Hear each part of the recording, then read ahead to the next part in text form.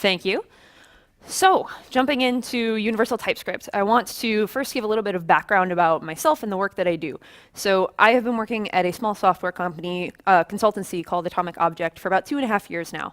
I would really love for this talk to have been about like TypeScript as compared to other environments or other languages or other stacks, but this is actually the only web dev stack that I have ever used extensively. So there's going to be things in here that I might have compared to like working in Rails, or might have compared to your previous experience as longer term engineers.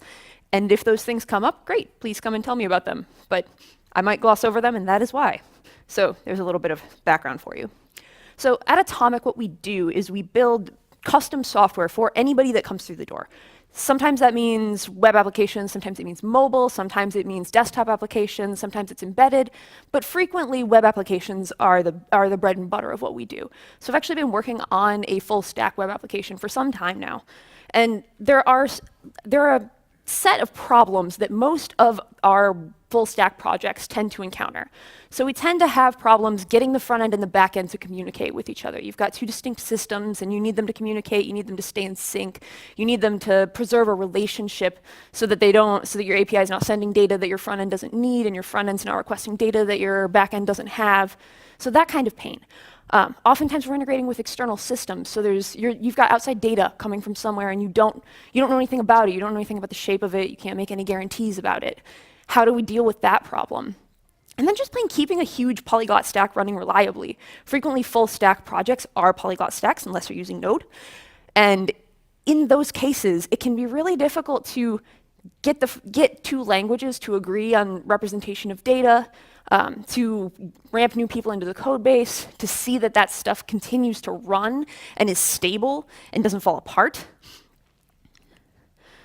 And those are stupid problems. Those are painful problems. And they're not the kind of problems that we get excited about solving.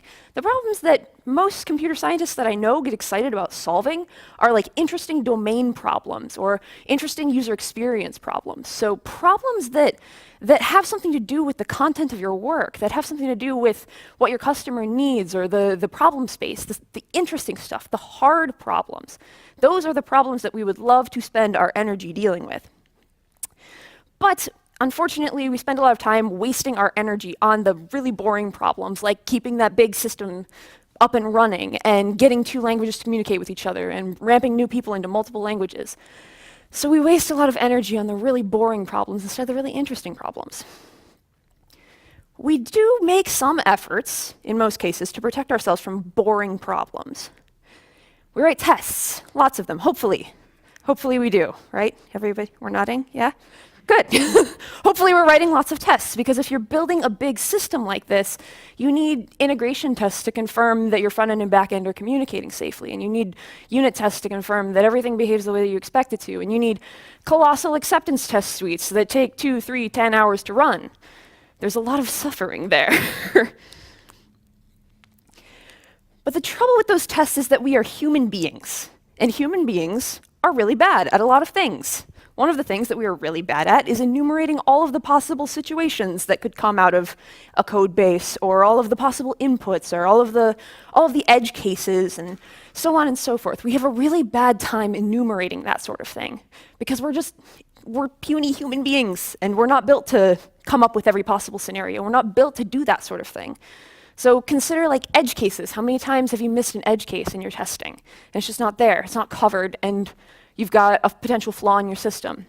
Or the error states. Say that you're making an assumption about, this could never happen, I don't need to handle this kind of input because it's impossible. There's no reason that I would ever get that, until your coworker comes down 2 years down the road and refactors, and it turns out that error state is in fact possible, and now everything's broken. So your test cases cannot be relied upon to ensure that your whole system is behaving the way that you expect. The best that you can do is describe that, like, maybe in a particular situation, your code behaves the way that you'd want. But that particular situation is just such a limited picture of what things could possibly go wrong in your stack and in your space. We do have somebody who is really, really good at enumerating all possible situations, though. Computers. Computers are really good at this. Why aren't we using computers for this? Why are we human beings writing tests? Now, this talk is not an argument against testing. I love testing, it's very important, but I don't want to be wasting our energy on the boring stuff, on testing all possible inputs for something. Computers are really, really good at that, and we should be relying on them for it. The trouble with that is that we communicate in kind of different languages. So computers are really good at big calculations, big data sets. They're really good at doing stuff fast, and they're doing a lot of stuff. And humans are really good at not that, but we are pretty good at pattern recognition. We are pretty good at understanding how a system behaves at a large scale and making abstractions about it and thinking about things in kind of that big picture sort of way. I'd boil all that down to pattern recognition and identifying and creating patterns. And the way that we try to connect between these two parts, the way that we bridge this gap, this communication gap, is we start to define constraints. So if we can define constraints about the way that our programs can behave, then we can rely on the machine to handle a lot of the nitty-gritty, boring work that we don't want to deal with. This is why we use math to communicate with machines, because math is a really nice, concise language that we can use to represent our constraints and represent the behavior that we want out of a program. So that's why we do that. That's why we had to take a discrete math course, is because we need a way to communicate reliably with machines that isn't just for input 1, return 2, for input 2, return 3, so on and so forth. We needed some sort of math to define the behavior of a program. So I'm talking a lot about theory and stuff right now, and we probably would like to hear a little bit more about the TypeScript. So let's talk about what TypeScript actually is. TypeScript is a statically structurally typed superset of plain JavaScript that compiles down to plain JavaScript. What that means is that all of your TypeScript is valid JavaScript. The type system is a tool for you. It is not actually like a change in your code at all. And I want to prove that. And here is where things start to get dangerous. Pray for me. So we're looking at a very simple JavaScript file right now. Really simple function. Subtract, oh, you can't even see it. Never mind. So subtract 1, takes an input. If n is greater than 0, return n minus 1, else return undefined. And then we set some variable equal to subtract 1 of 0. And then we call foo.toString on the result of this. What's going to happen? Pain and suffering and terrible things. You're going to get runtime errors. It's going to be horrible because you're going to get that stupid, like, cannot call property toString on undefined foo, blah, blah, blah. We've all seen that error, and it sucks, and it's terrible. And it happens at runtime. Obviously, we can all see this right now, but think about a much bigger code base in which you've got enormous amounts of code and enormous amounts of other people's behavior, and you've got to figure out what cannot read property, blah, on thing undefined came from. All that I'm going to do right now is I'm going to change the extension, the file extension here. When I change the file extension to TypeScript, I get a type error. TypeScript knows that that foo, the result of that function, could be a number or undefined. All that it's doing is static analysis right now. I did not change the code at all. So it's not actually changing anything about the runtime of your code. It's not actually like enforcing in the way that like other languages like the C-based languages or Java or those kind of nominal typing systems would expect you to declare a value with a certain type at declaration time or when you're generating it. In this case, TypeScript is actually just running static analysis on your existing code. And it's inferring things about the types that you're using. So that makes it possible to flip just plain JavaScript into TypeScript instantly without, well, I would say without pain, but more than likely it's going to reveal a lot of problems. And when you make this switch, if I convince you to make this switch, you are going to suffer. But it will be good suffering because it'll be suffering that protects you from stupid stuff like this at compile time instead of at runtime, which is where we want our errors to be. We want them to happen at compile time, not at runtime.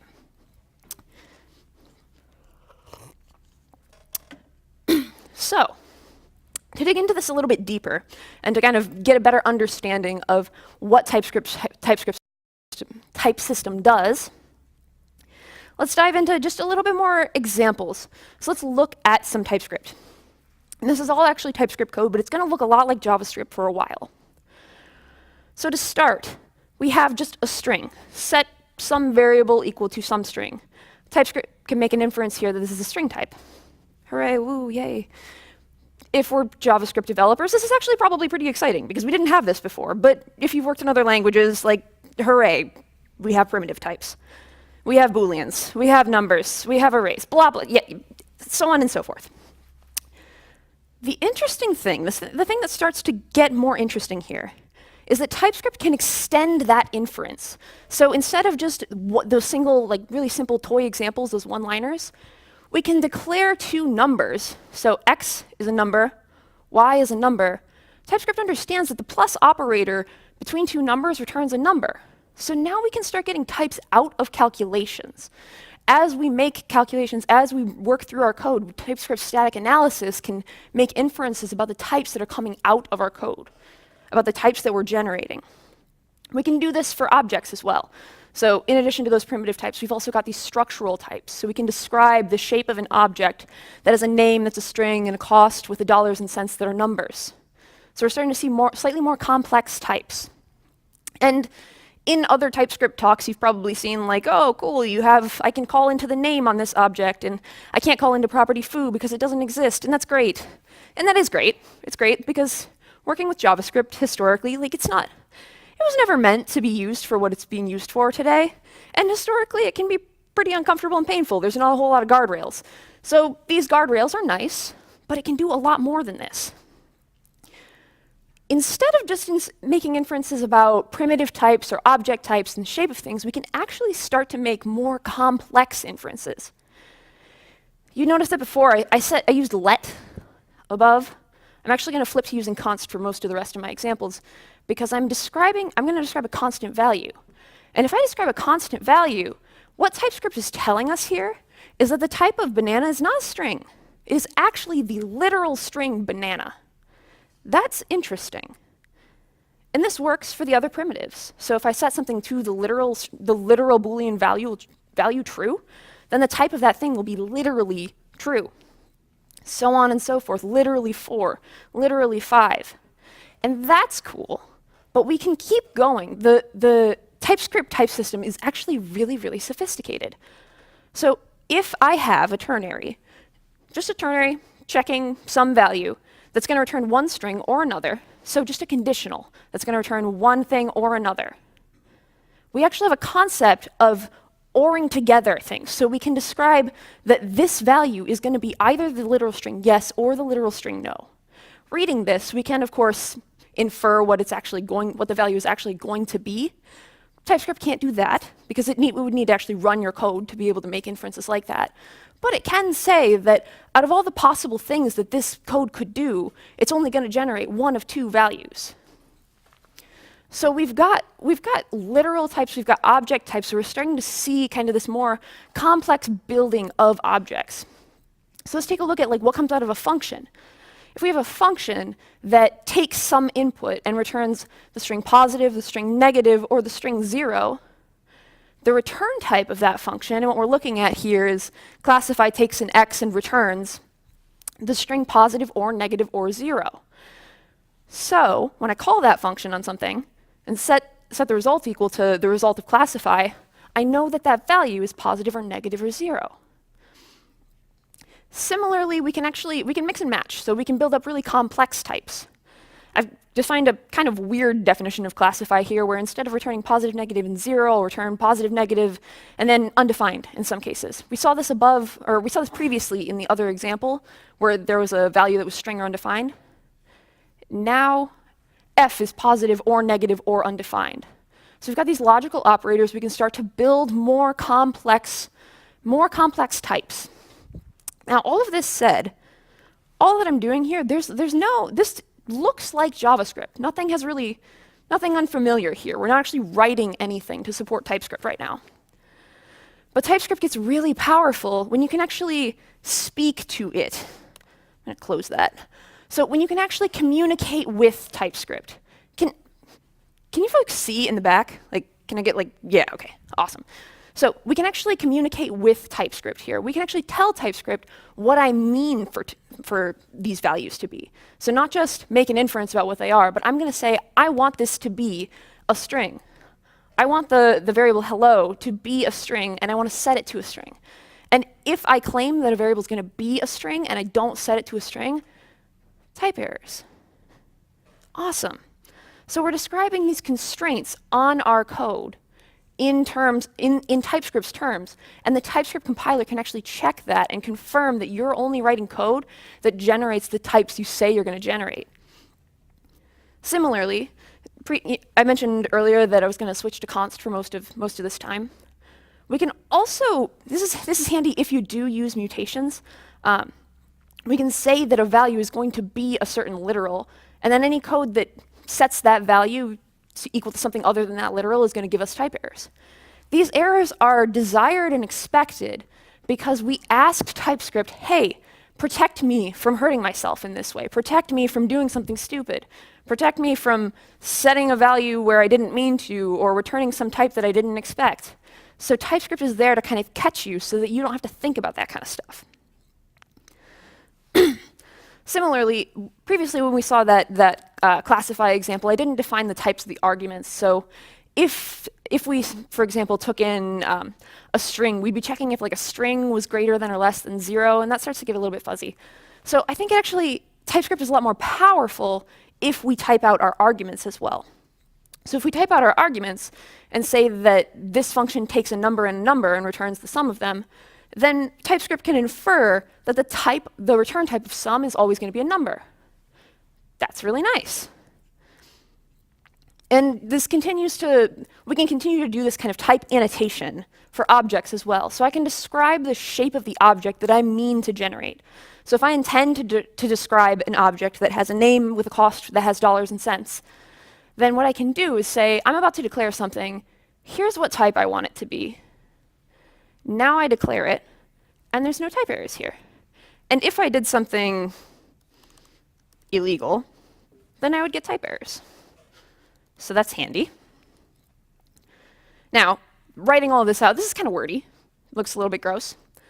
So we can actually alias that type. So instead of describing this entire block right here, I don't know if you can see my cursor, but this whole entire muffin block, every time that we want to describe something shaped like this, we can alias that type and call it a food item.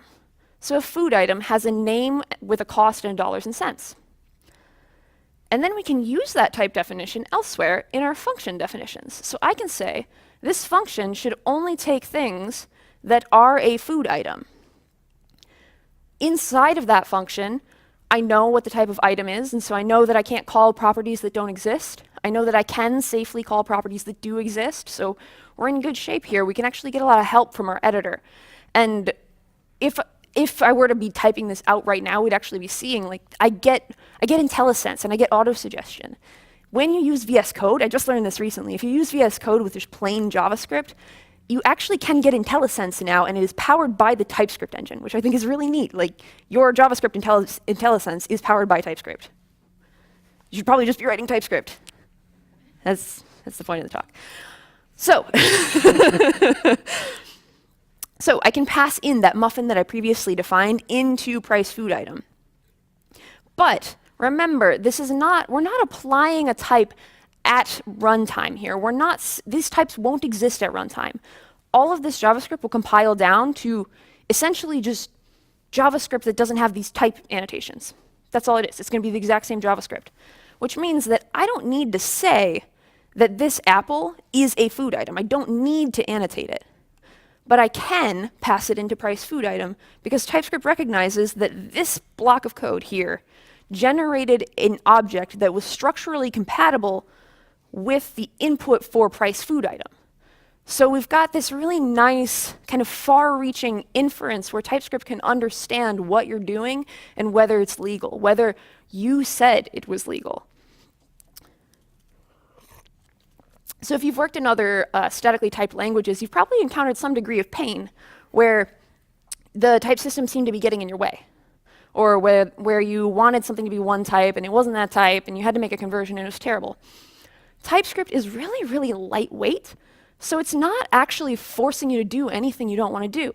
The constraints that you have to live by are only the constraints that you described. So that's really handy. Unless, of course, when you describe code that could only possibly take a string, for example, even if you didn't annotate it, you would get type errors there, but in that case, you would have broken code anyway, so you would have problems one way or another. A lot of the pain that you will feel from typed languages is frequently pain that you deserve to feel anyway, and you should probably you should probably resolve it. So all of that stuff said, this concept doesn't mean that we can only pass in food items. It doesn't have to be something that is strictly the definition that I've defined. So the cake here that I've described that has a flavor is actually part of the set of valid food items, which means that I can pass it into price food item. And it's part of the set of valid food items because all that the set of valid food items is all objects that have a name with a cost and a dollars and cents. So we're describing a set of valid objects, and we're passing those objects into this function, and TypeScript is telling us whether that's safe or not. Continuing on, TypeScript also has an understanding of control flow. So if I describe a function is banana, and it takes a string, in this first branch of the if statement, the type of fruit is actually banana. It is actually the literal string banana. So if I made some sort of statement here that's checking the value of a type, inside that if statement, the type of that value will be the set of things that I described in my conditional. So if my conditional, for example, excluded all things that, if my conditional excluded all oranges, then I'd know that inside of my conditional, I couldn't possibly have an orange. I would like for that to apply at a large scale all the time, but in the other branch here, I'll actually see that fruit is just a string. This is kind of a bummer. We'd really like for the type of fruit to be all strings except for banana. But describing a type like that is actually really hard and computationally complex. But there is a way that we can work around this problem. So we've tightly scoped the output of this function. It's going to be a string, and the input here is going to be a string, but we could scope it a lot more tightly. So if we say that this function can only take the string apple or banana, inside the apple branch it's apple, like we said before, but now in our else clause, the type is now banana. So because we had that really tightly scoped set of inputs, when TypeScript was checking like what's the inverse of the set that is excluded by this conditional? So what's the inverse of the set of values that's excluded by fruit equals apple? If it looks at that input type and sees that it could only have been an apple or banana, then the type in here is going to be banana. So if you tightly scope your inputs, then you can actually make these really complex, sophisticated assumptions about what's going on inside your code. So inside your conditionals and inside your working system. And then we can start to bring those concepts together. So I have a function that takes the string an apple or a banana, and then if it's an apple, return one color and the name that was passed in, and if it's a banana, return another color and the name that was passed in. Interestingly, the type of this function, we can see that those apple and banana, those literals got carried through. So TypeScript can start to carry through concepts and understand how your code is interlocking with itself. So as you compose functions and as you bring things together, you start to have this really nice, complex, logical model of the way your code is behaving. And this continues on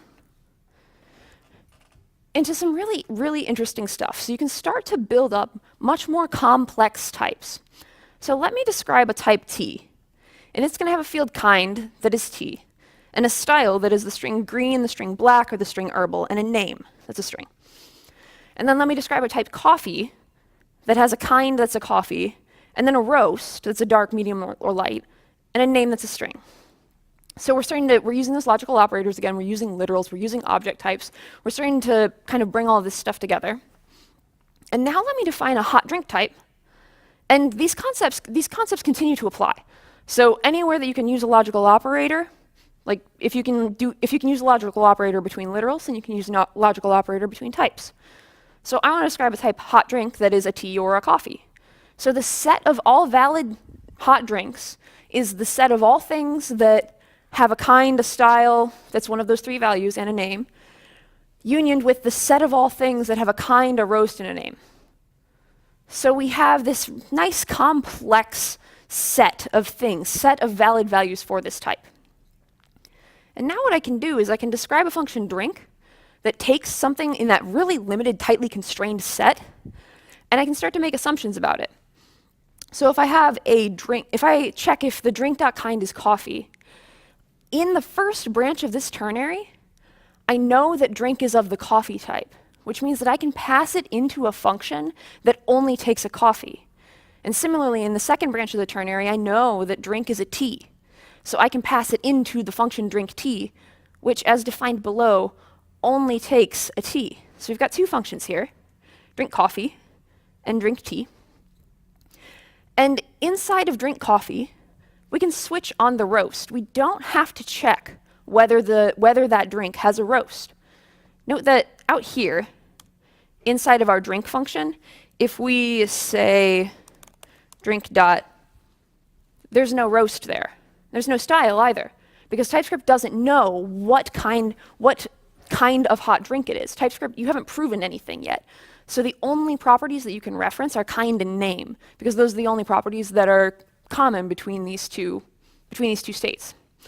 But the difference between those two states is their kind. So once I've proven that the kind of a value is coffee, then we're safely in this branch, which means that inside this function, I can make assumptions about the roast property existing and what it's going to be. And in the definition of this function, I'm asking for the return type of this function to be a string. This is something that I think is really, really exciting. So I want this function to return a string. Drink.roast has three possible values, dark, medium, or light. If I take this blob of code and comment it out, I get a type error. I get a type error here because I claimed that this function was going to return a string, but there is a case in which it does not return a string. And so the error message that we're getting is function lacks ending return statement and return type does not include undefined. What's happening here is that this function could possibly return undefined now. And TypeScript's warning us that you didn't cover all of those cases. We call this exhaustiveness. So this is the exhaustiveness property of TypeScript. We've got functions that can see what the set of values should be for a particular field or for a type of object, and then confirm that we've covered all of our cases by leveraging this property of the type system, by leveraging the ability of static analysis to tell us whether we've covered all of those scenarios. Think about how this applies in your actual code base. So this is obviously this is a toy example, but this is an example inspired by something that actually happened in the work that I was doing. We had a really complex type that described kind of documents could have multiple statuses. So we had a system that had a bunch of documents, and documents might be published, in draft status, unpublished, no longer official, so on and so forth. It gets really complicated. And then one day my customer asked, can we add another state to this value? Can we add, the draft status didn't exist at that time. So they asked us, can we add a draft status? And because the code that I had written leveraged this exhaustiveness property, when I added a new possibility to this type, and this is kind of the inverse of this example, so let me do this here. Let me add another possible value of roast. We get the same kind of type error. So when I add something new, I got type errors all throughout my code base, all over the place, that told me all the places where I needed to handle this new value, this new state. So a new potential input is now part of my input types, and I get type errors at compile time that tell me that I'm not covering all the cases that I need to cover. This is not a thing that you can test. Like, this is not a thing that you can cover in unit tests. This is really awesome. Like, you've got this really deep understanding of your code from your type system. So this really did save our butts. And in a really interesting way, because when I made that change, instantly, and you saw that happened, you take it away, it goes away. Add another thing, it comes back. Instantly, we saw all of the places in the entire code base where this was going to happen. So we got type errors everywhere, which means that instantly we had a picture of how expensive this refactor would be. So it gives you this really deep understanding of what a potential change might do to your code base. You can actually feel the code base kind of move and shift under you without actually making the changes. So instead of spending, oh, that's no big deal, that's a small change, and then finding a bunch of little cases where this thing hadn't been covered, this new state hadn't been dealt with, or worse, thinking that we had solved all of our problems and then going to production and realizing that there was a case that we didn't cover. We found all that stuff instantly, and so we had a picture of how painful this refactor was going to be. So this is really powerful stuff. And I'd like to stress too, let me actually leave it up here. I'd like to stress that this is just, these are just toy examples right now. And it's very small set of the things that TypeScript can do. TypeScript actually gets really sophisticated. We can describe types that take generic types and then elaborate on those types, or types that take generics that are a certain subset of things, or types that have conditionals in them now. There's all kinds of really powerful stuff that we can do with this language, and as much as I would love to dive into it, I only have 45 minutes, so I'm not going to do that, but please do look into it. So it's all really exciting. It's really powerful stuff. So we get these really cheap instant tests. That's what we were looking at just now, is we get an instant test that tells us something about how our code is going to behave. And it's not just a test that tells you when something is broken. It's a test that you can leverage in a lot more interesting ways, like in that refactoring example. I can now tell my client how expensive this is going to be to do.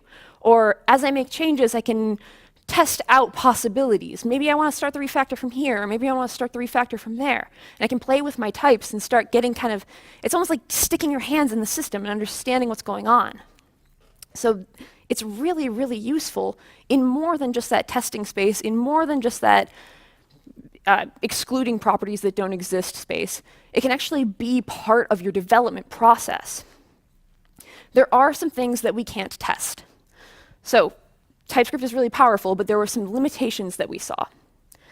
So let's talk about how we can leverage the type system and get value out of things that we can't necessarily test with TypeScript. So that example that I was looking at, come on. Sorry. That example that I was looking at a moment ago, way back at the top, right here. What TypeScript can't do is evaluate code as it will be evaluated at runtime. So TypeScript cannot tell us that the value here is always going to be no. So we can't, or we run into these limitations when we start writing imperative code. So code that describes what to do in an algorithmic sense, step by step, we can't really describe that very well in types, and we can't constrain it very tightly in types. So, some of you probably saw where this was going. Actually, everybody saw where this was going because I skipped a slide a moment ago. But functional programming. Functional programming is the thing that I want to get to here. And this is the functional programming paradigm pairs really beautifully with TypeScript. So can I get a show of hands? How many people are familiar with FB or have done some of it? Awesome! That's great. I hope that I don't say anything stupid. So for those of us that aren't familiar with functional programming, I want to get to the meat of the definition that I'm talking about today. I know that there's a lot more. I know that it's really complicated. But the very core, and I stole this from Wikipedia, is that functional programming is treating computation as the evaluation of mathematical functions.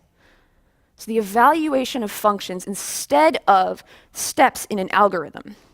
So instead of first do A to X, then do B to X, then evaluate X, we can say that Y is equal to f of g of X.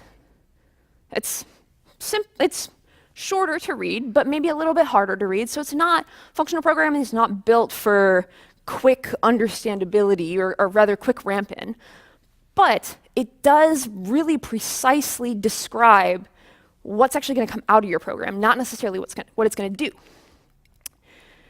This meshes really nicely with that kind of tightly constrained type concept.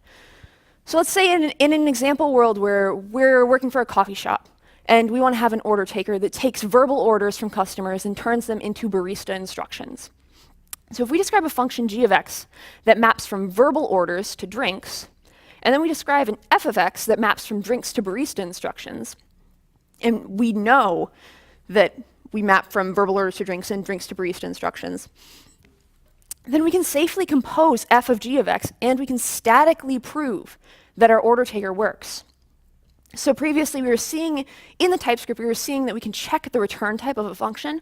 We can check the return type of the shape of things that are generated by functions. If we have TypeScript, if we have some logic engine running on our code that's actually telling us whether we're doing the thing that we said we were going to do, then we have static proof that our functional programmings are going to behave correctly.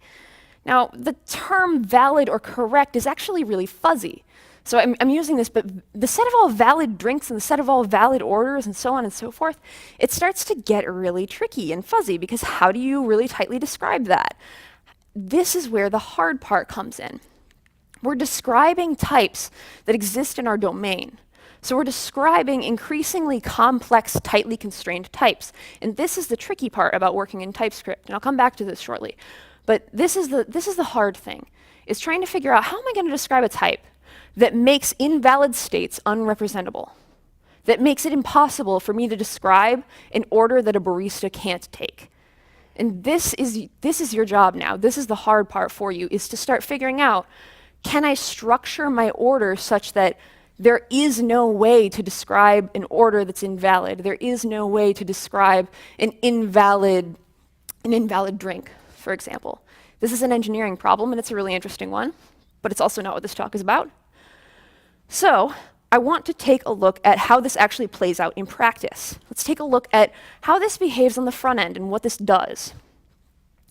So if we want to build the front end with TypeScript, we should be applying some of these principles. We should be able to leverage the type system in this way. So we want to have something that allows us to work in a functional style, and we want to have really tightly constrained inputs and outputs. So something that gives us those capabilities, which means that the ideal UI framework for a type-first user interface would declaratively generate UI, and it would describe visual functions or visual components as pure functions of inputs, as often as possible, of course, because there's a degree of flexibility, and we can't always work in pure functions, so on and so forth. But that's our ideal. That's what we're looking for. So I want to take a tour of what this looks like. And first, I'll ground this in the application that we're going to look at is to help our office. So at Atomic, every morning at 10 a.m., we all come downstairs and we do a big company stand-up. We do not actually all report. That would take forever. But anybody that has interesting news or something important to say speaks up. And then afterwards, we stand around this table and we eat snacks. Lots of snacks. We really like snacks. And they're a point of contention at times. We really love guac. Some people get excited about cheese sticks. Some people are vegans, so on and so forth. So it's something that's a point of discussion frequently in the office, is what kind of snacks we're going to make. So we have an application, and we'll take a look at it in a moment, that is made up of a couple of important parts. And actually, I'm just going to have us take a look at it now because I think it's going to be a little bit clearer. So we're looking at a very, very simple full stack application here. So what we have is a home page for Munch It. Our time tracking tool is called Punch It. We thought it was clever. So we have a home page that shows the list of snacks that are up for voting right now. And as we click on these buttons, we can vote on those snacks. So think of this as this would be a page that you'd go and visit to vote on your favorite snacks. We also have a UI where we can go to add a snack. So we can add something new, I don't know, bananas. You'd get the sense that I really like bananas out of this talk. It's just a word that I like to use. So we can add something to the list, we can come back, we can make votes on it, we can show popularity as a percentage or as a vote count, so on and so forth. So it's a really simple little toy application, but it's actually going to help us understand how this stuff plays out in practice. So popping back to that diagram that I had a moment ago, the application that we're looking at is going to have a couple of important parts. And let me stress that this is super, super simplified. And in a real application, there's going to be a lot more parts. But in this example, we have a front end that's generating JSX, so a front end that's generating HTML. We have queries to our server, so that front end interacts with the server by way of making queries. We have a GraphQL schema, so a GraphQL-based backend. How many people are familiar with GraphQL? Okay, so a really quick overview. When you build a GraphQL API, you describe a schema for your API instead of just a bunch of different endpoints. You describe a schema of domain objects that are, like in this case, we'll look at snacks and votes on snacks and mutations to your backend that add snacks and so on and so forth. So you describe a schema, and then you can actually query for anything on that schema. So I could query for a snack's name and its number of votes, but maybe not necessarily its ID, for example. So this gives us this really nice way to kind of flexibly interact with the backend and have the front end describe the shape of the queries that it wants to make. And I don't want this talk to imply that this is the only thing that works with TypeScript. We just think it works really nicely. It is indeed possible to build out a really nice TypeScript-y API with like a REST style, for example. So behind that schema, we describe a schema and we describe objects that could come back from that schema. It needs to be powered by something, and that's our resolvers. So our GraphQL resolvers are going to be the functions that we call when we want to evaluate each of those fields. So when we want to say, like, give me the title off of a snack. So those resolvers are just functions that return some stuff from the database. And it's just a simple database. There's nothing fancy going on there. So let's take a quick look at it. I'm going to switch back over here. So that application that we were just looking at, let's look at it again. Munch it. It's got a snack voter. This is actually the home page. This is where the snack voter is. All of this stuff is our snack voter. And if we look at the definition of that snack voter, I'm going to go to the part where it actually gets rendered. Snack voter is just a function that takes a snack voter props and returns an element. Those of us that are familiar with React can see that what I'm declaring is a stateless functional component here, but the syntax for it is a little bit confusing. And it actually doesn't need to be React. This concept works with any framework that has these properties. So that's why I've taken the stateless functional component annotation out. So it's just a function that takes a snack voter props and returns a JSX.element. But inside of this function, we can actually do some really nice things. And if you're in that prop-apocalypse universe that we were just talking about, then TypeScript can really help you out by telling you which properties exist on your props and and what they might be in a certain case. So if we consider, like, we took in these props, we pulled the popularity mode prop out of them, we can see that it's of the type popularity mode. If we go and look at that, so I'm going to go to the definition of snack voter props, and then that's going to take me to the definition of popularity mode. Popularity mode is an enum that has two values, so percentage and vote count. So we know that anybody that called this function, anybody that called the snack voter function, had to prove at some point that the percentage was one of those two values. It was either percentage or vote count. Or sorry, the popularity mode was the percentage or vote count. So somebody had to prove that, because if they hadn't proved it, TypeScript wouldn't let them do it.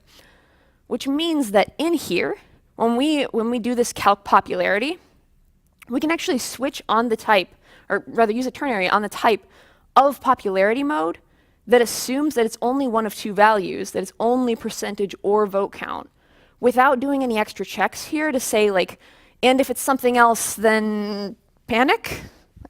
And if it's some other value, we don't know what to do. Which means that we're statically proving that that case is not possible. We're statically proving that nobody could possibly have passed in anything but those two strings here.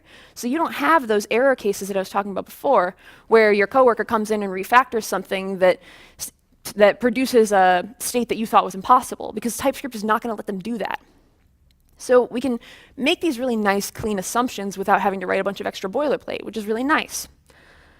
Because this function is because this component is a pure function of its outputs, we can do, or sorry, of its inputs, we can do some really interesting things. So I'm actually going to show off a tool that I think is really exciting. So if we pop back to the browser, what I'm looking at here is called React Storybook. And again, I'm using React, but it's not required that you use React for this concept to work. We just think it's nice. We just like React for a bunch of other reasons. Come back to that another time. But I'm looking at a tool called React Storybook right now. In React Storybook, what it does is it allows you to describe the components in your UI independently. So what you can see here, this looks really familiar. It looks a lot like that snack view on the home page. So it's just that isolated component with a certain set of props, and it's going to render that component in isolation. So it's going to render that component as a pure function of the props that you handed it. The way that we did this, and I want snack voter stories. The way that we render this is literally by just describing a snack voter that has a popularity mode and some snacks in it. So this is just like one single input, and we're proving that it produces this particular output. So TypeScript's not very good at validating that HTML looks a certain way. There's no way for it to do that, because it'd have to run all of your code and evaluate it and blah, blah, blah. But what we can at least do is confirm that given some inputs, we create an output that looks roughly like this.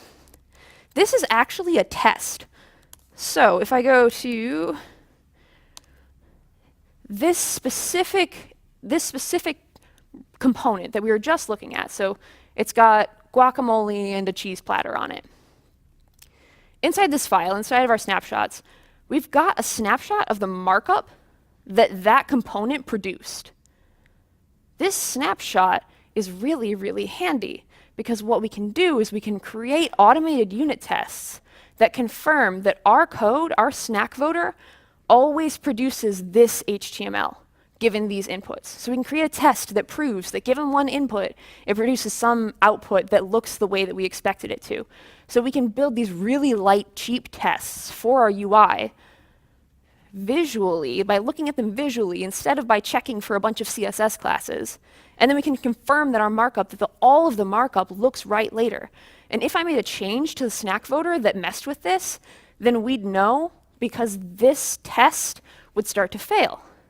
So this is just a really cool, like, handy tool that you now have the power to use because you're working in this functional style. And you get a lot of leverage out of it because you had these really tightly constrained types, these really tightly constrained inputs. So you don't have to test, like, given some wacky input, what happens. All you need to do is test that, like, given some inputs that we'd expect, return something that looks like we'd expect. So you're covering a lot of things without having to write a bunch of really irritating, long-winded test cases.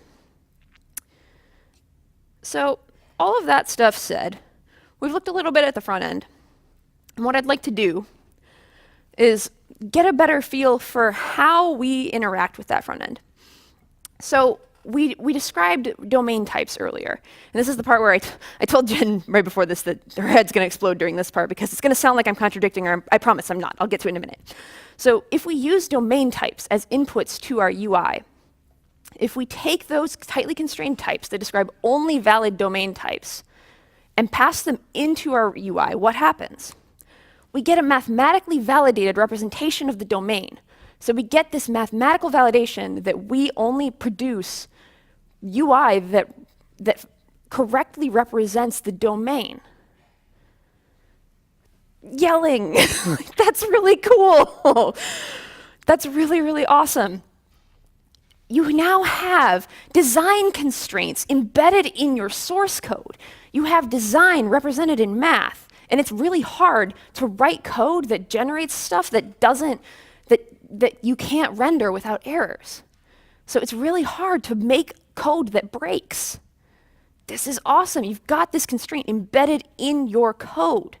So you have this really deep relationship with the designer on your team, and the code base is actually telling you about the user's needs, because it's impossible to represent UI that represents domain objects that don't look right to users or that don't represent the truth to them.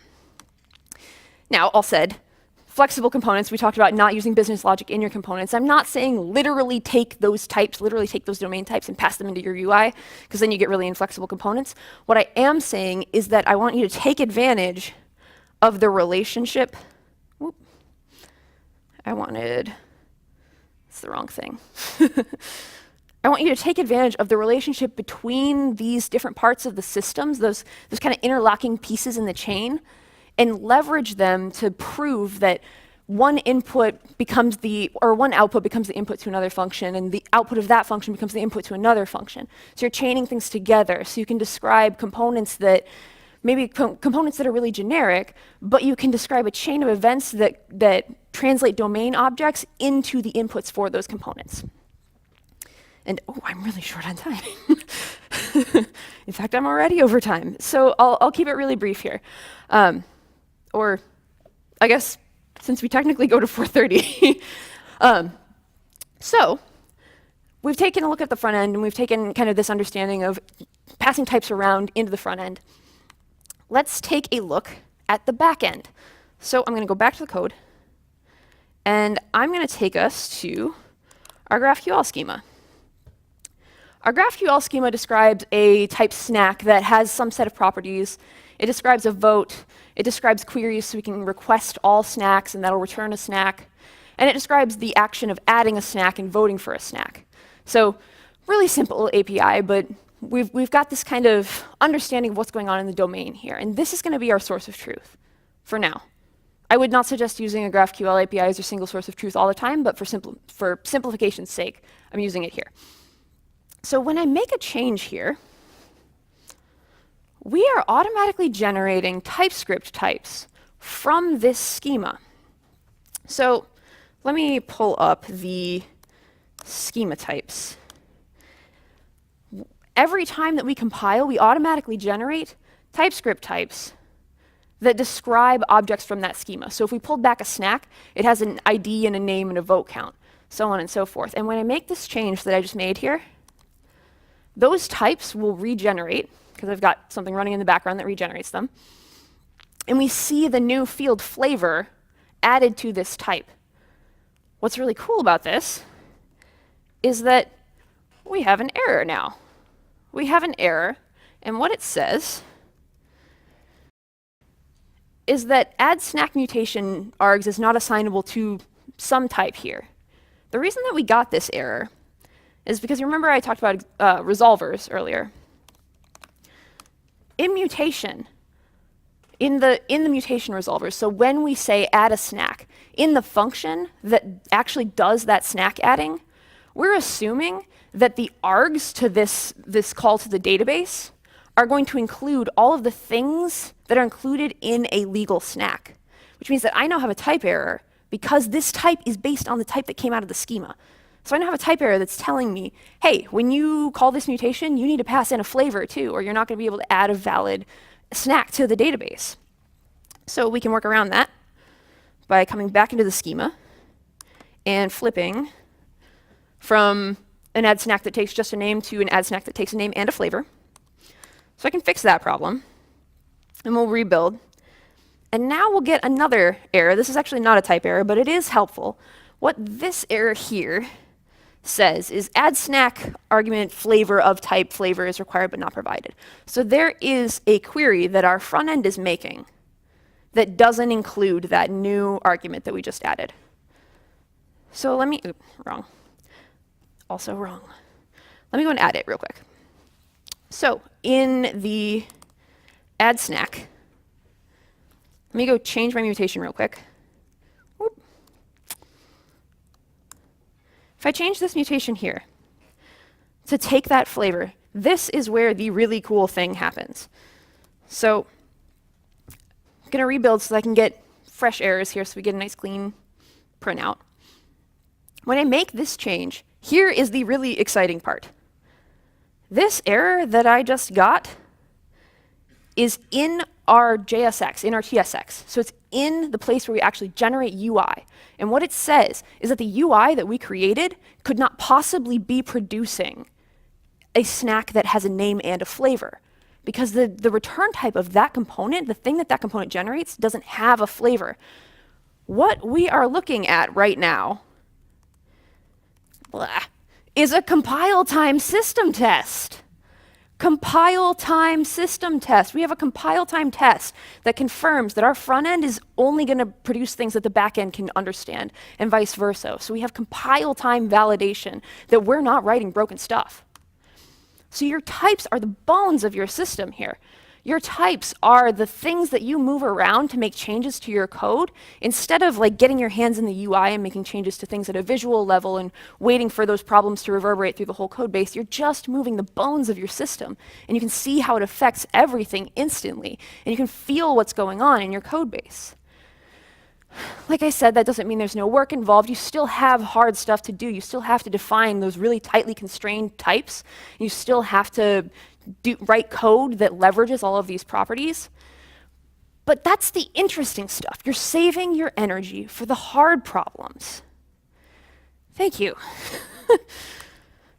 And thanks to Drew Colthorpe is my colleague and mentor who taught me all of this stuff, and also built out this tech stack and did lots of cool things. Thanks to Atomic for being full of really cool people that taught me about functional programming, so on and so forth. But thank you so much. I'll be around for questions.